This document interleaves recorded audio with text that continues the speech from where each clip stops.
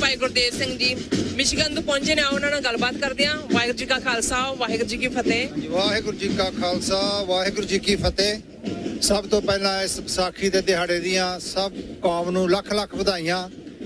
ਅੱਜ ਇਹ ਠਾਠਾਂ ਮਾਰਦਾ ਇਕੱਠ ਜਿਸ ਦੇ ਵਿੱਚ ਬਹੁਤ ਹੀ ਜ਼ਿਆਦਾ ਜਿਹੜੀ ਸ਼ਾਮਲ ਹੋਏ ਨੇ ਸਾਡੀ ਯੂਥ ਆ, ਇਹ ਉਸ ਦਿੱਲੀ ਸਰਕਾਰ ਨੂੰ, ਉਸ ਜ਼ਾਲਮ ਨੂੰ ਮੈਸੇਜ ਆ ਰਿਹਾ ਹੈ ਕਿ ਕੌਮ ਜਾਗਦੀ ਬੈਠੀ ਹੈ, ਤੁਹਾਡਾ ਜ਼ੁਲਮ ਥੰਮਣ ਲਈ ਤਿਆਰ ਬੈਠੇ ਹਾਂ। ਸੋ ਕੌਮ ਇਸ ਗੱਲ ਦਾ ਸੁਨੇਹਾ ਇਸ ਡੀਸੀ ਦੀ ਧਰਤੀ ਤੋਂ ਉਸ ਜ਼ਾਲਮ ਸਰਕਾਰ ਨੂੰ ਭੇਜ ਰਹੀ ਹੈ, ਭਾਈ ਅਸੀਂ ਆਪਦੇ ਹੱਕ ਤੇ ਆਪਦੀ ਆਜ਼ਾਦੀ ਲੈ ਕੇ ਰਵਾਂਗੇ। ਤੁਸੀਂ ਆਪਦਾ ਜ਼ੁਲਮ ਕਰਨ 'ਚ ਜ਼ੋਰ ਲਾ ਲਿਓ ਤੇ ਅਸੀਂ ਆਪਦੀ ਆਜ਼ਾਦੀ ਲਾ ਕੇ ਰਵਾਂਗੇ। ਗੁਰੂ ਕੌਮ ਨੂੰ ਚੜ੍ਹਦੀ ਕਲਾ ਬਖਸ਼ੇ। ਸਭ ਨੂੰ ਲੱਖ ਲੱਖ ਮੁਬਾਰਕਾਂ ਇਸ ਦਿਹਾੜੇ ਦੀਆਂ। ਆਪ ਸਭ ਨੂੰ ਬਹੁਤ ਮੁਬਾਰਕਾਂ। ਫਤਿਹ ਪ੍ਰਵਾਨ ਕਰਨੀ। ਵਾਹਿਗੁਰੂ ਜੀ ਕਾ ਖਾਲਸਾ ਵਾਹਿਗੁਰੂ ਜੀ ਕੀ ਫਤਿਹ।